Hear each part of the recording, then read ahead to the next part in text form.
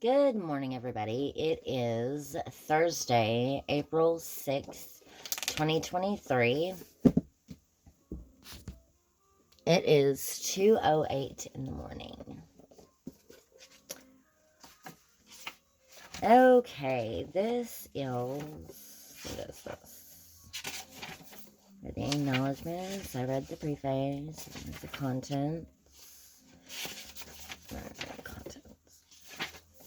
Oops, there it is. Okay.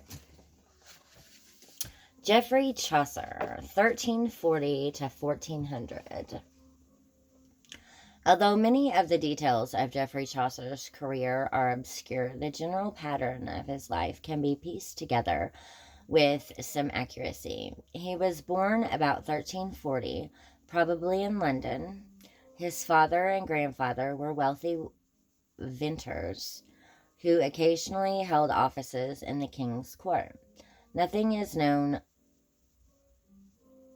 of Chaucer's education, though his knowledge of Latin and French literature and his father's position suggest that he received some formal training. The first definite record of the young man is dated 1357, when he was in the service of Elizabeth, Countess of Ulster.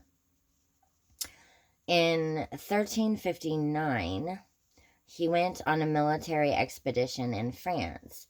He was captured and later was ransomed. By September 12th, 1366, he had married Philippa, who was probably the daughter of Sir Payne Rowett. And that's Payne.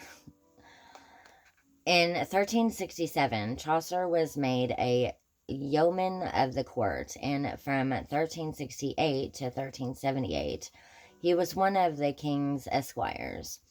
Among his varied duties was that of entertaining the court with songs and stories. In 1369, he composed the Book of the Duchess. I have that book. In honor of John and Gaunt's first wife, Blanche. During this period, he also performed diplomatic services in France and Italy. On these missions, he had the opportunity, unique among Englishmen, to study the works of Boccaccio, Boccaccio,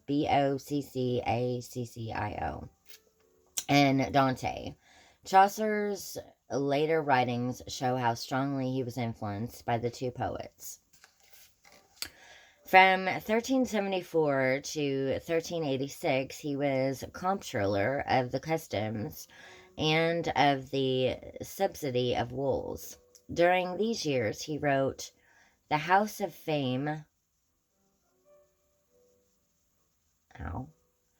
The Parliament of Fowls, Troilus and Criseyde, Criseyd, and The Legend of Good Women.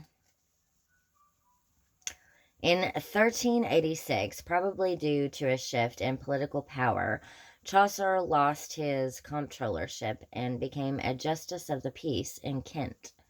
3 years later, Richard II reasserted his power, and Chaucer became clerk of the king's works, responsible for maintaining the Tower, the West Palace, the king's highways and waterworks, and other royal possessions. In 1891, he relinquished his clerkship, thereafter living primarily on pensions granted by the king and the Gaunt family. The Canterbury Tales, I think I have that one too, was probably written during this later period in Chaucer's life. Upon his death in 1400, Chaucer was paid the tribute of a burial in Westminster Abbey on almost unprecedented honor. At that time, for a commoner, his grave is now the center of the famous Poets' Corner. The definitive biography of Chaucer is J.M. Manley's Some New Light on Chaucer, 1926. Ow. The foremost edition of Chaucer's works is that of F.N. Robinson, 1933, Reverend edition 1957. The Canterbury Tales was edited by J. M. Manley and E. Rickert in 8 volumes, 1940. Troilus and Chryside by R. K. Root, 1926. Recent criticisms on Chaucer includes H. S. Bennett, Chaucer and the 15th Century, 1947, W. W. Lawrence, Chaucer and the Canterbury Tales, 1950, C. Mesquetine, Chaucer and the French Tradition, 1957, and W. C. Curry, Chaucer and the Medieval Sciences, Rev. edition 1960. Okay, so that's all for Geoffrey Chaucer, the stuff before the poem.